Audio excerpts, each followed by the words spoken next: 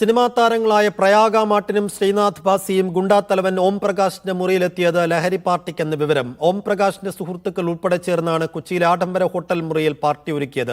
പ്രയാഗ മാർട്ടിനെയും ശ്രീനാഥ് ഭാസിയെയും ഉടൻ ചോദ്യം ചെയ്യും. ശരൺ വിവരങ്ങൾ നൽകും. ശരൺ, എങ്ങനെയാണ് അന്വേഷണ സംഘത്തിന്റെ നീക്കങ്ങൾ?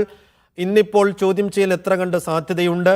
കൂടുതൽ താരങ്ങൾ ഈ പാർട്ടിയിൽ ഉൾപ്പെട്ടിട്ടുണ്ടെന്ന് സംശയം അന്വേഷണ സംഘത്തിനുണ്ടോ? ശരൺ,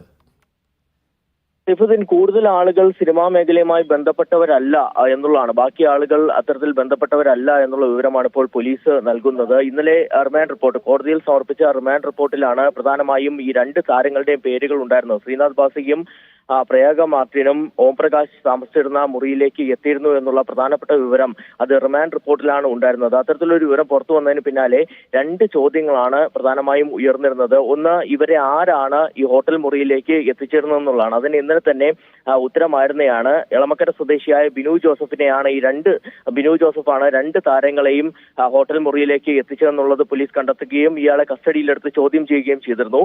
ഇതിന് പിന്നാലെ തന്നെ എന്തിനു വേണ്ടിയാണ് രണ്ട് താരങ്ങളും ഈ ഹോട്ടൽ മുറിയിലേക്ക് എത്തിയെന്നുള്ള ചോദ്യവും ഓം പ്രകാശിന്റെ സുഹൃത്തുക്കളാണ് ഈ ഹോട്ടൽ മുറിയിൽ തന്നെ ഈ ലഹരി പാർട്ടി സംഘടിപ്പിച്ചിരുന്നത്.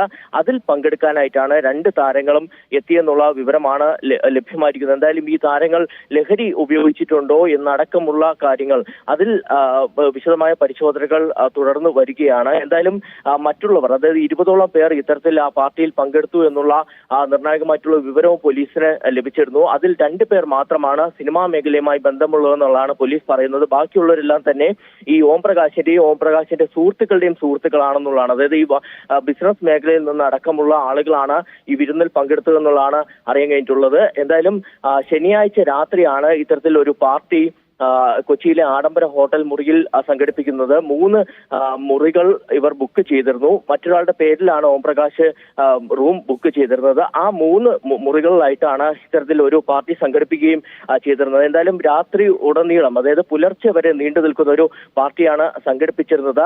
അതിന് പിന്നാലെ ഹോട്ടൽ അധികൃതർ തന്നെ പോലീസിനെ വിവരം അറിയിച്ചു എന്നുള്ളത് കൂടിയാണ് നമുക്ക് മനസ്സിലാക്കാൻ കഴിഞ്ഞിരിക്കുന്നത്. ഇത്തരത്തിൽ കൂടുതൽ ആളുകൾ, അതായത് 3 റൂമുകൾ ബുക്ക് ചെയ്ത് അതിൽ ഉൾക്കൊള്ളാവുന്ന ആളുകൾക്ക് പുറമെ കൂടുതൽ ആളുകൾ ഇത്തരത്തിൽ എത്തിക്കൊണ്ടിരിക്കുന്നു എന്നുള്ള വിവരം പോലീസിന് ലഭിക്കുന്നു. അങ്ങനെയാണ് പോലീസ് എത്തി ഓം പ്രകാശിനെയും സുഹൃത്തായ ഷിഹാസിനെയും കസ്റ്റഡിയിലെടുക്കുകയും ചെയ്തിരുന്നത്. ഏതായാലും ഈ 2 താരങ്ങളെയും പോലീസ് വിശദമായി തന്നെ ചോദ്യം ചെയ്യാൻ തീരുമാനിച്ചിട്ടുണ്ട്. ഇവർക്ക് ഇന്നല്ലെങ്കിൽ നാളെ തന്നെ നോട്ടീസ് നൽകുമെന്നുള്ളതാണ് നമുക്ക് ലഭിക്കുന്ന വിവരം. അങ്ങനെ വളരെ പ്രധാനപ്പെട്ട സിനിമാ മേഖലയിലേക്ക് കൂടി ഈ കേസ് അന്വേഷണം വ്യാപിപ്പിച്ചിരിക്കുന്ന ഒരു സാഹചര്യമാണ് നിലവിലുള്ളത്.